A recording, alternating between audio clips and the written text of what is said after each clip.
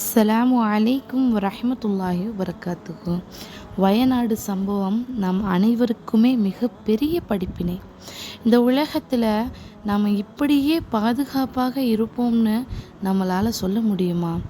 வயநாட்டில் வாழ்ந்தவர்களும் அதை சுற்றியுள்ள கிராமங்களில் இருந்த மக்களும் கொஞ்சமாவது சிந்திச்சிருப்பாங்களா இந்த மாதிரியான ஒரு திடீர் மரணம் அவங்களுக்கெல்லாம் ஏற்படும்னு?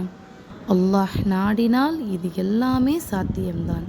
நம்ம ரொம்ப பாதுகாப்பாக இருக்கிறோம், யாருமே நம்மளை எதுவுமே செய்ய முடியாதுன்னு நீங்கள் நினைக்க வேண்டாம்.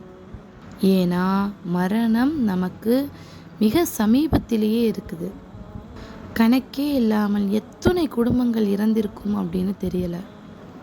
அதில் எத்தனை பேர் மண்ணில் புதைந்திருப்பாங்க, எத்தனை பேர் இடர்பாடுகளில் சிக்கி இறந்திருப்பாங்க, இன்னும் எத்தனை பேர் மழை வெள்ளத்தில் அடித்து செல்லப்பட்டிருப்பாங்க.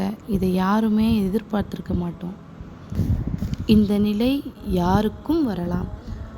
அதற்குள் அல்லாஹ்விடம் பாவ மன்னிப்பு கேட்டு நாம் மீள வேண்டும். ஏன்னா நம்ம என்றைக்குமே இதே ஆரோக்கியத்தோட, இதே செல்வ செழிப்போட, இதே வீடு வாசலோட இருப்போம் அப்படின்னு நம்மளால் சொல்ல முடியாது.